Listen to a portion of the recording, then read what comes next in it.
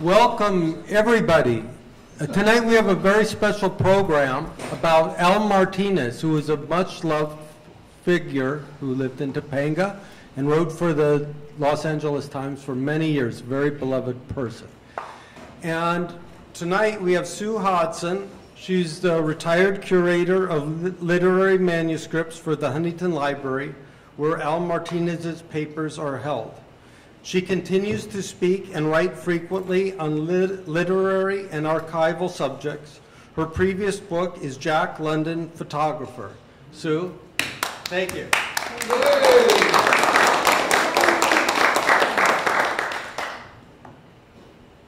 Thank you very much, Ed.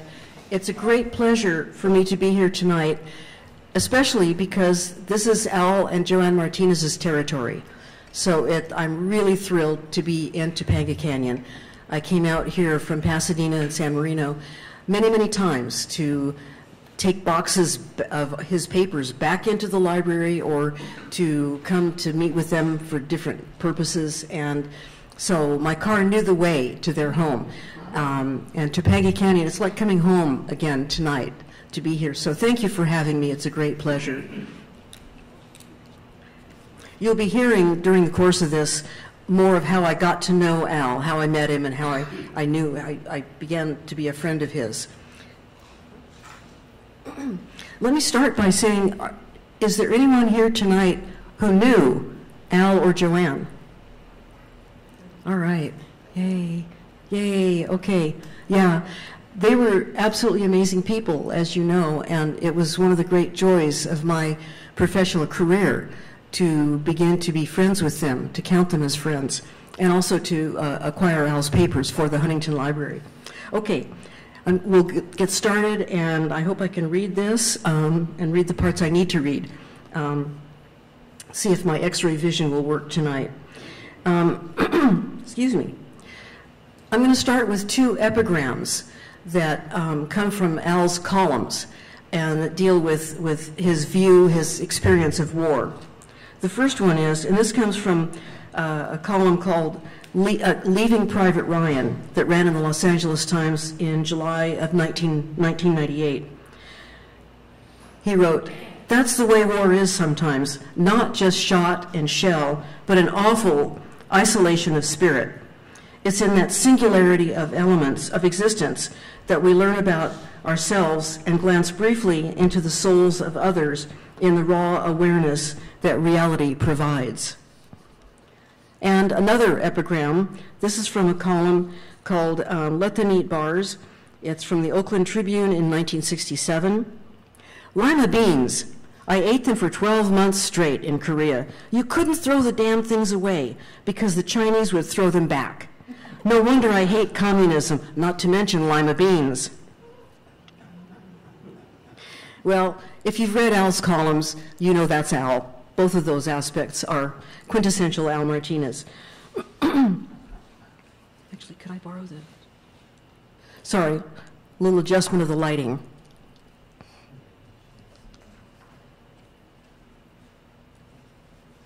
Oh, that's good. Okay. My aged eyes need more light than they used to, so thank you, Peter. Oops. It went away. It turned off. Technology, right? Okay. I must have hit something I shouldn't have.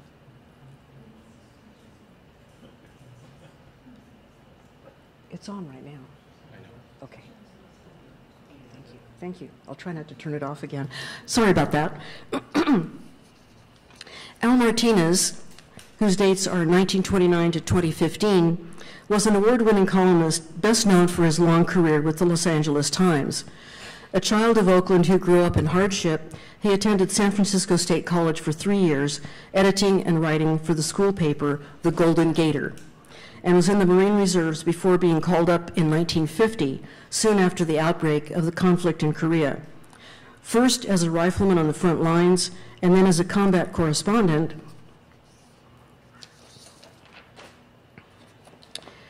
he experienced the raw fear and brutality of war, forces that did much to shape his views. After his return to the States in 1952, he enrolled in the University of California, Berkeley, but soon left to begin his career in journalism at the Richmond Independent, moving on in 1955 to the Oakland Tribune, where he worked as both a reporter and a columnist. In 1971, Otis Chandler of the Los Angeles Times enticed him to come south. He joined the paper as a reporter, and in 1954, he accepted his own featured column, becoming one of the most popular writers at the paper. As he wrote later, "Sometimes I'm not sure where reality ends and hallucinations begin. That's why they made me a columnist." For the next 23 years, his columns appeared regularly, earning him 3 Pulitzer Prizes, and those were for contributing to stories on the growth of the Latino population in Southern California in 1983, on the Rodney King riots in 1992, and on the Northridge earthquake in 1994. He also received the National Headliner Award for the best column in the U.S., as well as scores of other distinguished awards. In 1996, he received an honorary Doctor of Humane Letters degree from Whittier College. That's my alma mater, by the way. I didn't have anything to do with it, though.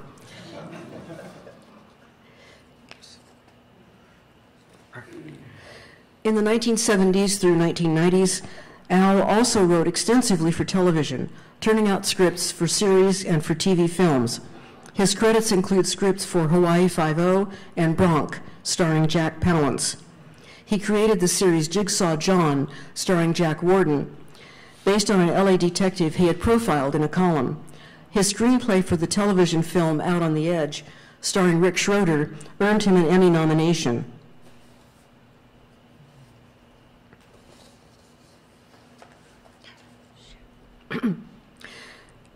When the Times released him in 2007 in a cost-cutting effort, thousands of his fans stormed the editorial offices with calls, emails, and letters to protest his release. Astounded, the paper's management reinstated him, but ultimately released him again 18 months later, this time permanently.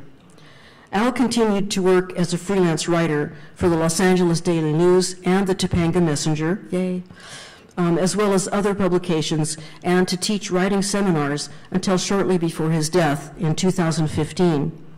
In 2006, the Huntington acquired the archive of his papers.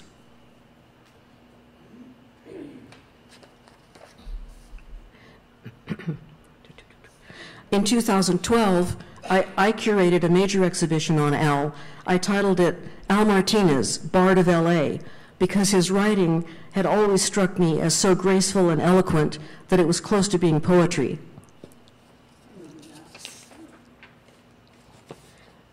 He loved the title and even spun out a column, noting that the Huntington had dubbed him the Bard of L.A., but lamenting that it got him no consideration at home. His wife, Joanne, the Bard S, still made him take out the trash, and the Bard dog still menaced him at times. About the exhibition, Al wrote me in an email in March 2012, "I can hardly contain my excitement. I'd be dancing naked in the streets, except I have no sense of rhythm, and Joanne makes me wear clothes."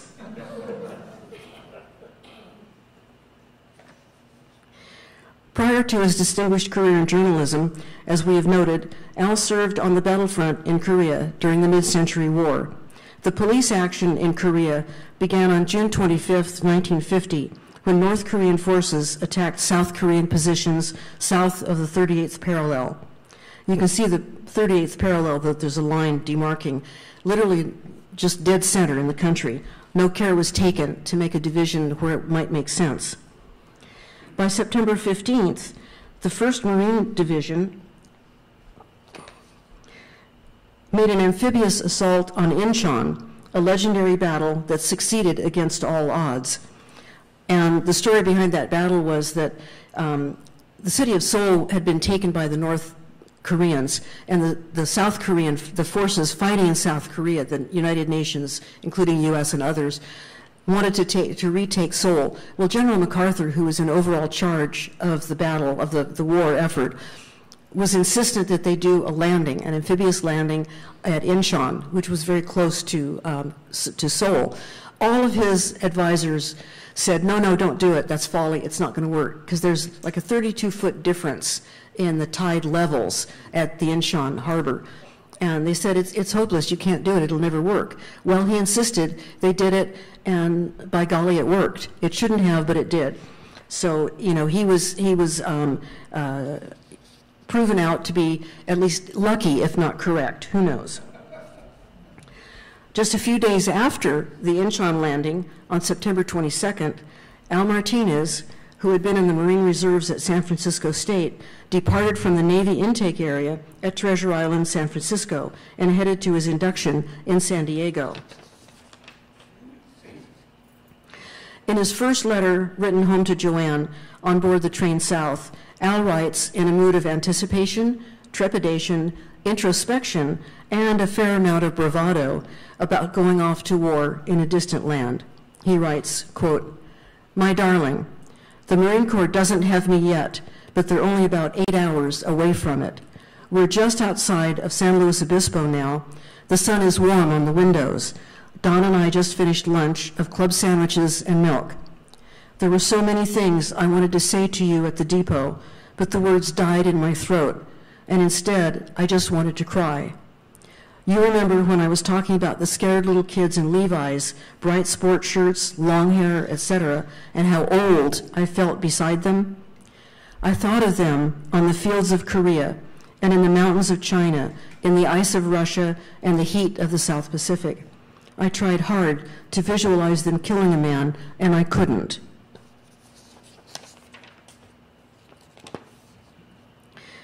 He goes on to finish the letter this way: "Martinez is in the Marine Corps, and heaven help the Russians. Hold back the tears, baby. I'll be back." Unquote.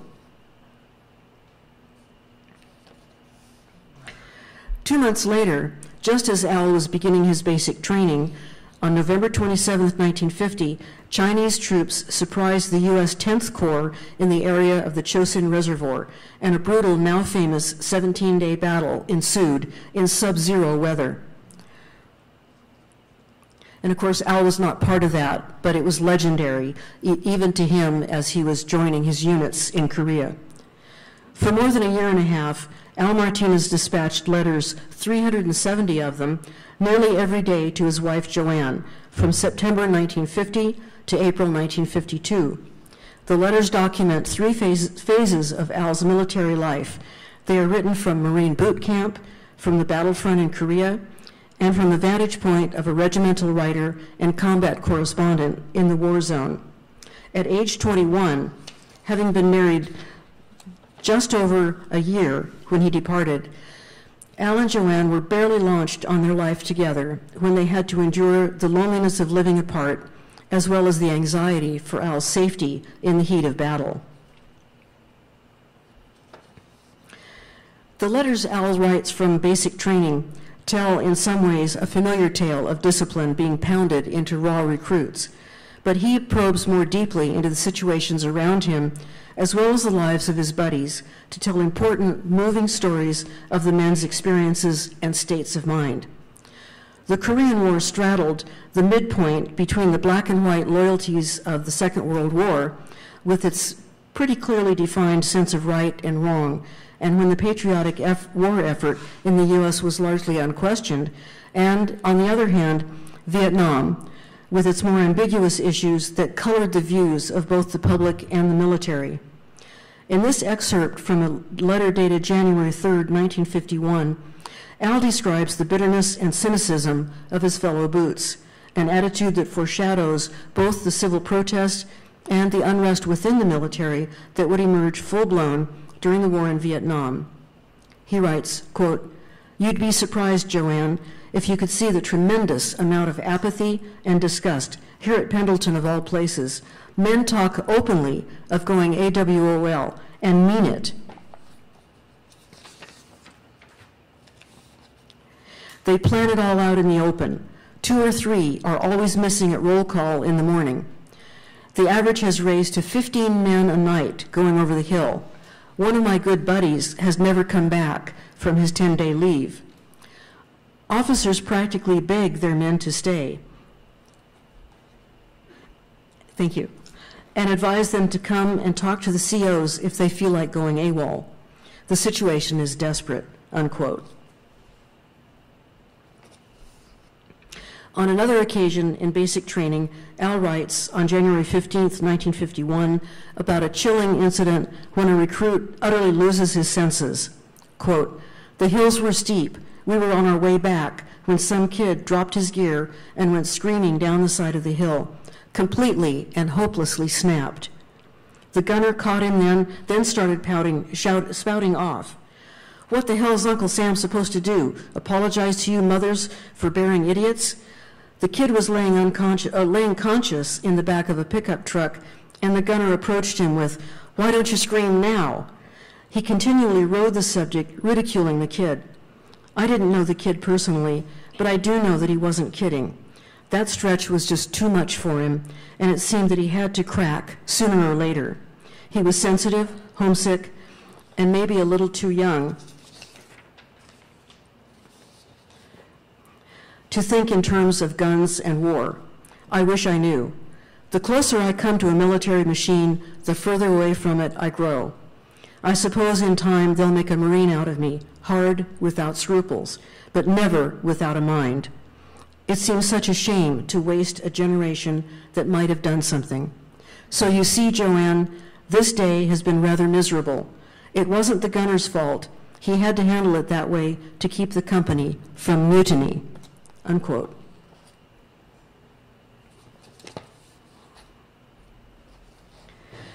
In Korea, Al is assigned to the 2nd Battalion, 7th Regiment, or the 2-7, which is in the 1st Marine Division.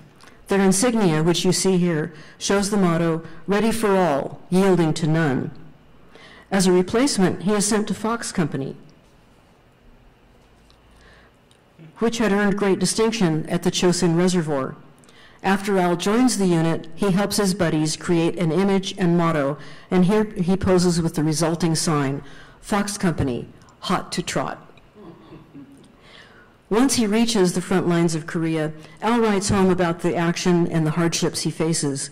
Even though he softens his letters for Joanne so she won't read the very worst horrors of combat, nonetheless, his stories evoke the fighting with its danger and terror. On April 15th, he writes, quote, "Expecting the Chinese to attack tonight. All is in readiness for them. If something should happen, I love you very, very much, Joanne, and it gives me an odd feeling of power, which I know you'd be proud of, to realize that I'm not afraid. No, darling, I'm not afraid." Unquote. Then referring to the diary that he kept, he goes on, quote, "I'm writing of all of these, of a Marine fresh out of the diaper brigade in Japan, 17-year-olds, wondering if he should shave because it's Sunday when he has nothing to shave anyhow. Of another picking leaves out of his yellowed coffee. Of yet another looking about 16 years old and loading a rifle like he's been doing it 100 years. I'm writing of a chipmunk scurrying suddenly through the leaves and bringing 40 men to a firing position, silent and listening. Of a flare lighting up the sky and of eyes staring into the blackness it leaves when it fades. I'm writing of night and day, of life, and of just existence and of death, which is the inevitable for some who must fight a war. And I'm writing of men like myself who love and watch and think, and who laugh at their misery because it holds a plot that no other writer has been able to top." Unquote. Many of the letters from the front provide accounts of battle action. Although they are straightforward, Al relates the stories with a literary flair for exciting narrative, as in this letter written on May 18th, 1951. In this letter, he also goes on to refer to a certain significant occurrence expected in the family. And here you see a self-portrait. Al was not a bad artist. He sent pen and ink sketches home to Joanne. And this one he says, "Look, darling, I'm smiling." And the reason for that is that Joanne had written to him at a low moment when he was really feeling depressed about being where he was. She wrote, "Just try smiling. It might make you feel better." So he's letting her know that he took her advice. Anyway, this letter, it starts out, quote, "Dearest Joanne, I'm writing this letter down deep in my foxhole, comfortably ensconced on my sleeping bag, peaceful and at peace with the world. For the past 2 days, we've been on the move at the usual breakneck marine pace over hill and over dale. Where are we going?" I asked idly yesterday. "Back to the front lines," was the reply from the gunny. "Back to the lines? Where we've been?" "Oh, about 6 miles into no man's land.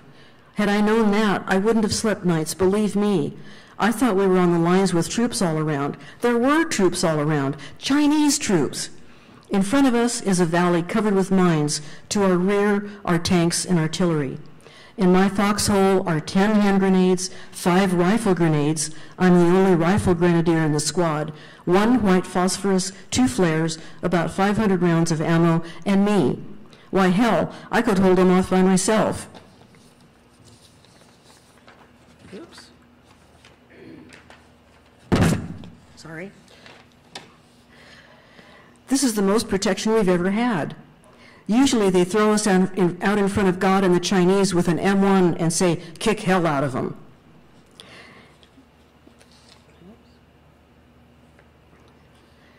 "Since I haven't gotten any mail today, lately, I don't know how things are going in San Francisco, but I know you're doing okay. I can hardly wait to have the Red Cross notify me that I'm a daddy. Doggone, me, a father. It's so wonderful I can hardly believe it. I lie awake nights planning how we're going to raise our child into a fine person. We being so young ourselves, we can all have a lot of fun together. You know, hon, once I get a job and get going, I would like a dozen kids. Hell, maybe 2 dozen. We're Martinez's. How does that sound, Ma? Charming? Delightful? Feel energetic? I do, unquote. Well, in due time, Al received a telegram announcing that he was a father. But it took 2 more weeks before Joanne's letter arrived telling him the baby was a daughter, Cynthia. During those 2 weeks, Al had plaintively wondered whether he was a mother or a father.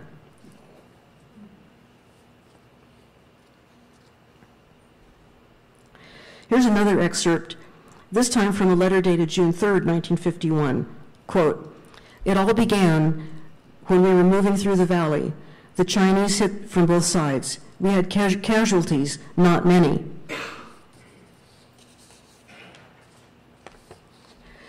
We went up the ridge and Fox secured one. As we started up, mortars hit in the valley and put out 1 75 millimeter. I heard screams. We moved up on the ridge and dug in. The Koreans were dug in on the opposite ridge. That night, a white phosphorus shell landed on our hill. 3 men screamed in the night, and it was all over for them. The next morning, we prepared to assault the ridge. The 3rd platoon moved into position. Mr. Buckman, platoon leader of the 3rd, led the attack. A grenade hit him and knocked his helmet off. He got back on his feet and kept running. Another grenade stopped his courageous advance forever. The ridge was secured about the ridge was secured. About 154 prisoners were taken. 4 Marines paid for it," unquote.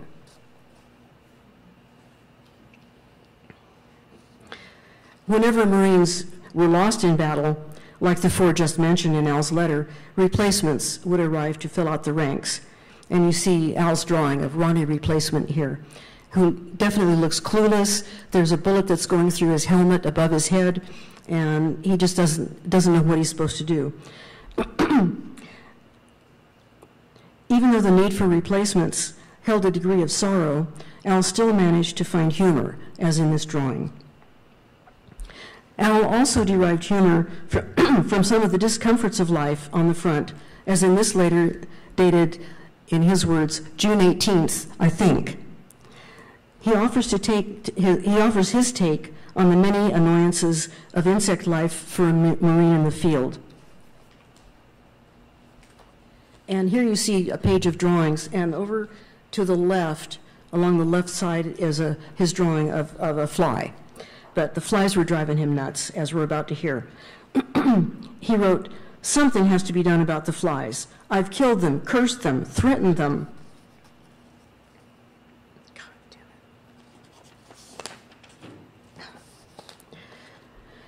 unleashed my artistic wrath on them. I've talked to them, warning them that I am a Marine and not to be messed with. But with utter disregard to rank or outfit, they still come.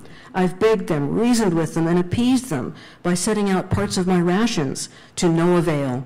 They come literally by the dozens per person, Joanne, and there's no way to stop them. When you try to shake them off, they cling. And when you throw a fit and finally do make them fly, they buzz you once and return. I've seen a man walking with 20 flies on his back. They eat on me, reperpetuate their breed, use me as a toilet, rub their legs, and generally use me as the local meeting place. I'll go bats if I can't do something. They drive me to distraction. Honey, what'll I do? Unquote. The sense of humor that Al and Joanne shared afforded them considerable relief and solace from the dangers of battle that Al experienced. Their love held an undergirding of fun and joking that sustained them no matter how dire Al's circumstances were. At one point, Joanne sent Al a little cardboard airplane, a prize from a cereal box on which she had planted a kiss. Al kissed it and returned it to her, writing,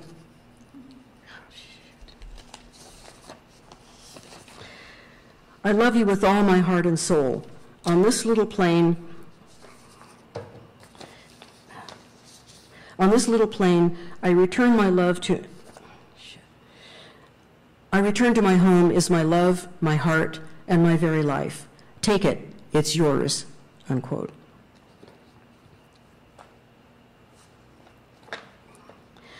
Al's sense of the tragedy of lives lost in combat is apparent throughout the letters, but especially in a letter written on about August 12, 1951.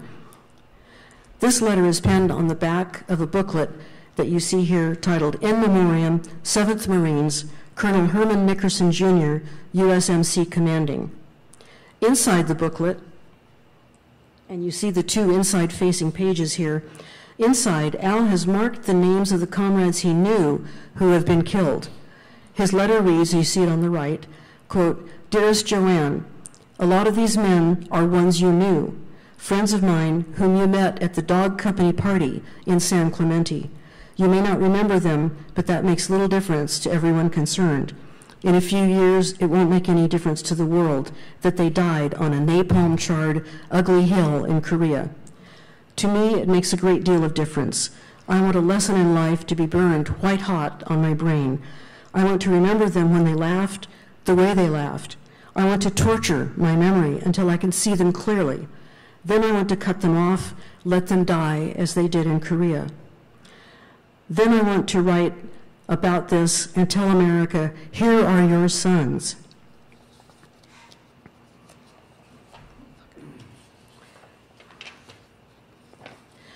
Torn apart, mutilated, dead perhaps for a noble cause, dead nonetheless. Wave a flag and try to revive them. Here then is the consequence of a righteous war, unquote. The Battle of the Punch Bowl, which took place from August to October 1951, was one of the last battles of the so-called movement phase of the war, before the conflict became a standoff along the front lines. The UN troops launched an offensive to straighten sections of their lines, gain better defensive terrain, and deny the enemy crucial vantage points from which they could observe and target key UN positions. The Battle of Bloody Ridge took place first, and in the Battle of Heartbreak Ridge. Al was involved in this battle, as he learned later. Al and his buddies almost never knew exactly where they were. They were simply told to pick up, march along, put down, dig a foxhole.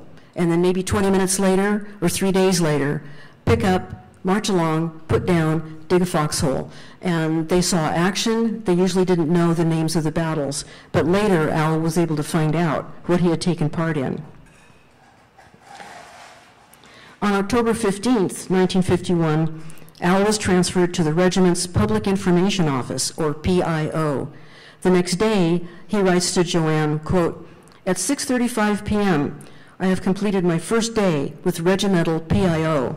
It's been an unusual day, quite different from the ones I knew only a short while ago. I met the major in charge of PIO and several others. I worked on my first publication of the Ridge Runner, which was the newspaper. It's the regimental mimeograph paper. I took news off the dictate radio and I wrote it, traced cartoons on stencil paper, wrote heads, and pounded out 4 feature stories. The colonel and sergeant major go for the idea of feature stories on the men in the companies, and they like the fact that I'm fresh from the lines. So far, so good, unquote. The thing about Al joining the Public Information Office, and later he becomes a combat correspondent, he was the only one in those roles who had been on the front lines fighting in the infantry. And he could relate to the other Marines on the front lines because he'd been through what they were going through. And that meant a lot to them. They knew that he would portray their situation accurately and wisely and knowledgeably. Okay, after a few days, Al is also appointed to be a combat correspondent, writing to Joanne, quote, "I'm still in a fog. Corporal Al Martinez, combat correspondent, 7th Marine Regiment, 1st Marine Division. How about that?" As I look back over this letter, I can see it's, as usual, all Martinez and all about writing. But at least you can see I'm happy for the first time in 7 months. Honestly, darling, if you could only feel the surge of being useful again after 7 months of murdering inactivity. For me, nothing is worse than feeling useless. The hum and the speed of journalism has caught me again, and I love the jumping tap of the typewriter as I always have. I love that last story being typed out at night. I love to watch the type and paper form into a living message. I love the feeling of accomplishment that comes with another story, another issue. And this is a caricature of Al drawn by a man named Bob Richardson, who was the regimental cartoonist and artist. And of course, he captured Al exactly where Al belonged, sitting in front of a typewriter.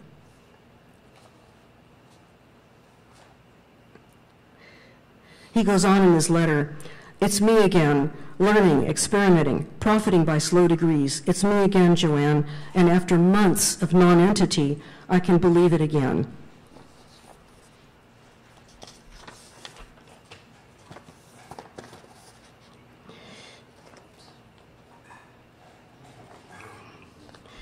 Okay.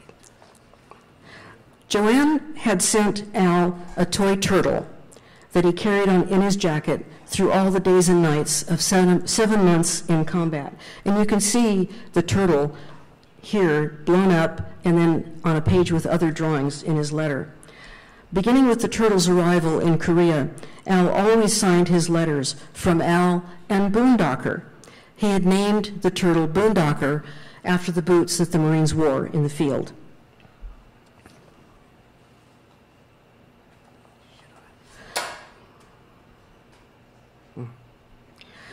On November 20th, 1951, Al writes in memory of a fallen Marine, quote, "Across the burning, thundering hills of Korea he went, a combat Marine, an inimitable individual, suffering out the dark and dreadful days of the attack when all around him fell but one he depended on. His buddy, the one he watched with the vigilance of devotion, carried this combat machine into the fight, and where he went, they went, one and inseparable, bearing out the fine tradition of combat comradeship. When the night settled over the land, dangerous and deceitful, this little Marine stayed awake, staring out into the shifting ebony of shadows, keeping watch over his Marine for a girl that loved him. And now his buddy, Al Martinez, is safe, so this little Marine can rest. But something is discovered. He's wounded, a casualty, a leg is gone. The sturdy little man trudged silently in all that is horrible with the pain of which he bore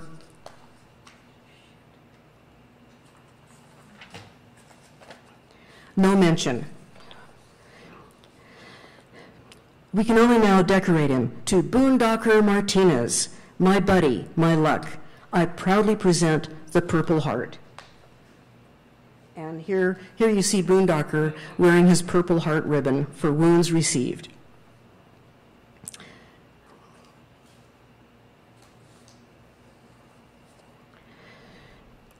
Even though Al could always find humor in his everyday life at the front and could joke about his toy turtle receiving a Purple Heart, he never lost sight of the realities of warfare. After his transfer to the Public Information Office, he still visited his old comrades at the front. This letter was written on December 1st, 1951. Quote, "Dearest Joanne, I felt pretty good all day today. I felt like writing you a real long letter. That was up until about 5 o'clock. Then I found out something from the S1 office. One artillery shell had rocketed into Fox Company's position today. 2 men were killed. One was a fellow by the name of Seabloom. I didn't even know his first name. He was a nice kid, about 18, blonde, young-looking. He was the baby of the machine gun section attached to the 2nd platoon.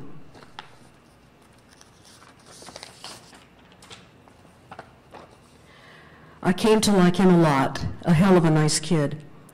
He used to kid me about my wife and daughter, used to say he would go home before me and look up my pretty blonde wife. When I got transferred to PIO, I almost forgot to shake hands with him and wish him good luck. He was hurt, but I remembered. Then everything was okay.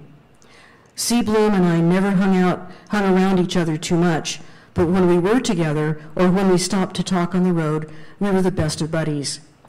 Picture this, Joanne, a young kid with a baby face, from Cincinnati, I think. I don't really remember. Laughing, always kidding, a kid that's never really been in love and hasn't experienced life. One minute he was writing to his mother, now he's dead, horribly dead. In 3 days, we go into reserve for Christmas. A nice little guy by the name of Seabloom won't be around, and I'll miss him. Casualties were light today. 2 KIAs are killed in actions, just 2. One of them I happen to know. All my love, Al."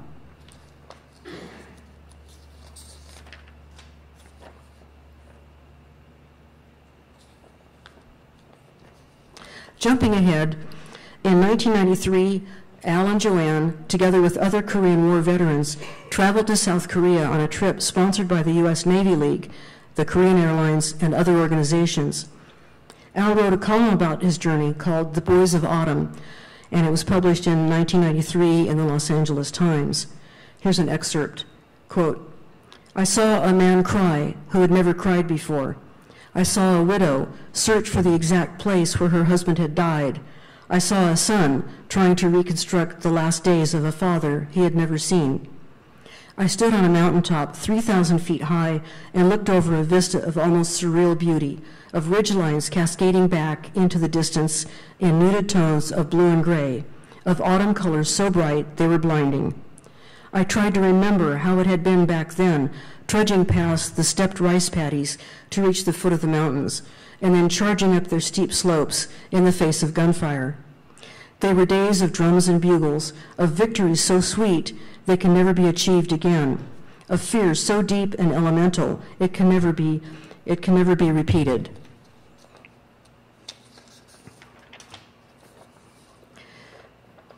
But I couldn't recreate them that day on the mountaintop, and it's just as well. The war is over and the dead long buried. I sensed an acceptance of that among those who made the trip back in time. Perhaps now they will rest easier in their dreams. The drums are silent, the bugler's gone," unquote. The Korean War Memorial was dedicated in 1995 in Washington, D.C. Al was asked to attend and write about it. His essay is entitled "When Night Falls." It was published in a book called Reflections in 1995. Quote, "Night was the worst of all times in Korea, its absolute darkness embracing the potential of a dozen ways to die. I knew with certainty that the snap of a twig could be the last sound I would ever hear, the final single tap of a drum beat before a bullet. The memory of night's menace has lasted 45 years. emerging at unexpected moments like a bird startled into flight, causing an almost physical reaction to keep low and seek cover.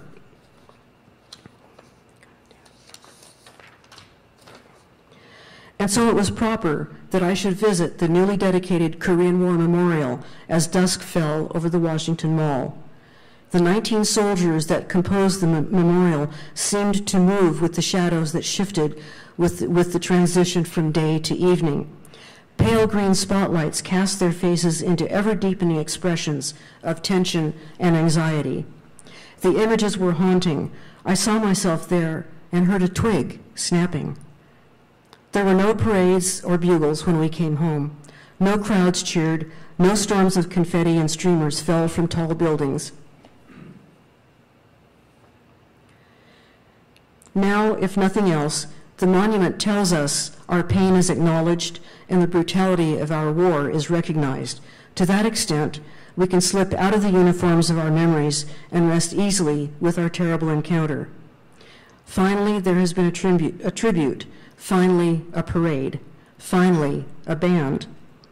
I can say with a satisfaction I never anticipated that after decades adrift in nights I can never forget, I'm home at last.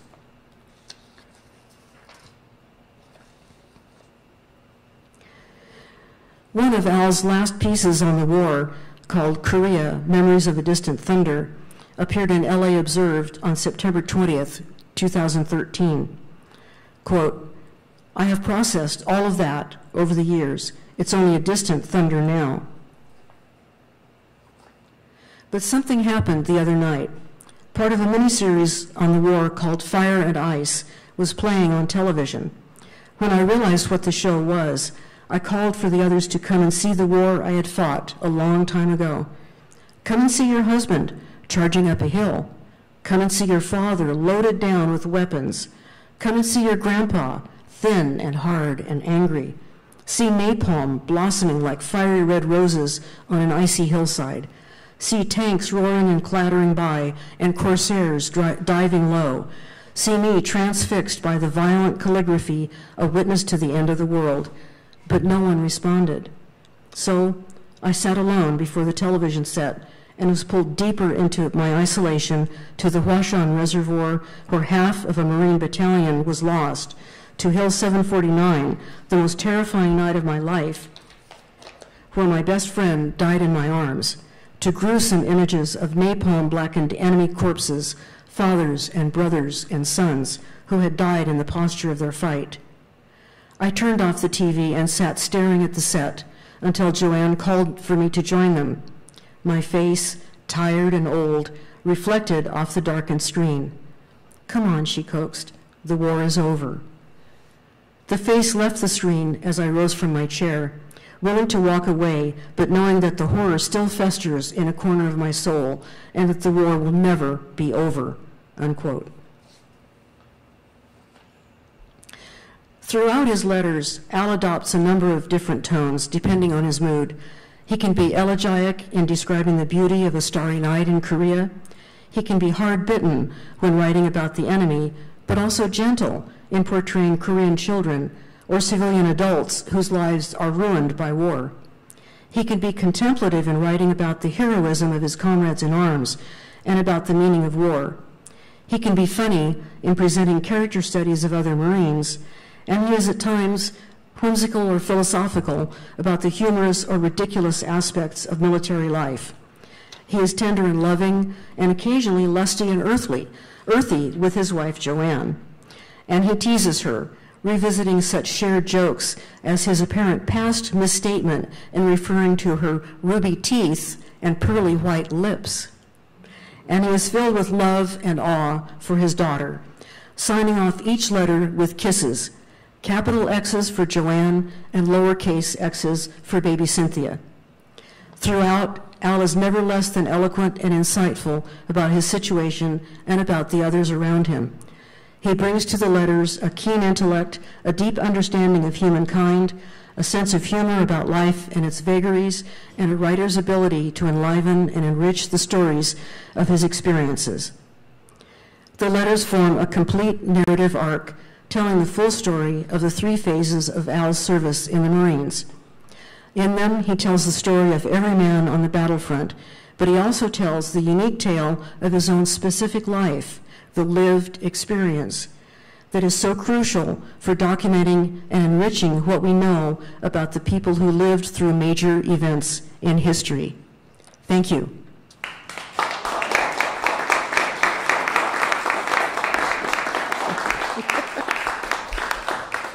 And I'd be happy to take questions if there are any.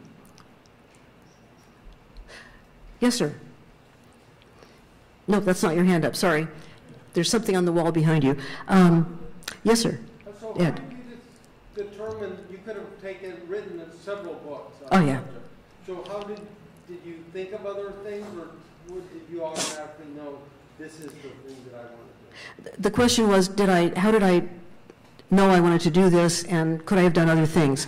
When I saw Al's letters from Korea, when I was working on the exhibition, they were so amazing, so remarkable, that I knew then, this was in 2012, that I wanted to work on an edition of those letters. There was no doubt about it. So it's been a labor of love, a project of passion. I've loved every minute of it, because I'm just in love with the letters. They're amazing. And to know that Al, as a 21-year-old, was already a professional writer. He was honing his talent over in Korea. And as we saw years later in his columns for the LA Times, he honed well. He became a wonderful writer. He was one of the most graceful writers I've ever read. And then if you were to ask me how did I choose the letters, there were 370 letters from Korea. That would have been 4 volumes, and no one's going to buy or read 4 volumes. So I had to narrow it down. The publisher gave me a limit of 150,000 words. And so I started pruning out the letters. And at first that was fairly easy. If he didn't have much to say, there wouldn't be much in a letter, so I could weed those out quite easily. But it got harder and harder. And then right at the very end, I still remember when I had, the final dozen or so I had to get rid of, and then the final one, make a decision which one letter is going to go. And that was excruciating. I called it exquisite agony, because the letters were all so wonderful, but I couldn't use all of them. So what I tried to do is select ones that would tell the stories that were the most important to demonstrate his career, his life in the Marines, and leave out extraneous things. But the letters on the whole are utterly amazing, just remarkable. Any other questions?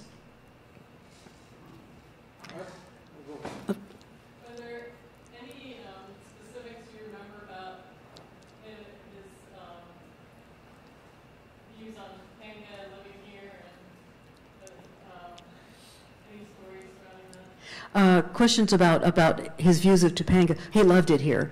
I mean, there was nothing in the letters from Korea, because they didn't arrive in Topanga until 1970, long after the Korean War. But I remember in his columns and in conversations I had with him, he loved it here. He and Joanne this was their home. And I was telling someone before we started tonight that when Al was enticed to come south to the LA Times, they moved over a summer. And he tasked poor Joanne with finding the house for them. He said, I want to live about 20 minutes drive from the LA Times building and not too far from the ocean. And he gave her other criteria, and he said, find us a house. And while he was winding up his job up with the Oakland Tribune, and she did. She found the house that they lived in for the next 40, 50 years. They never moved once they found that house.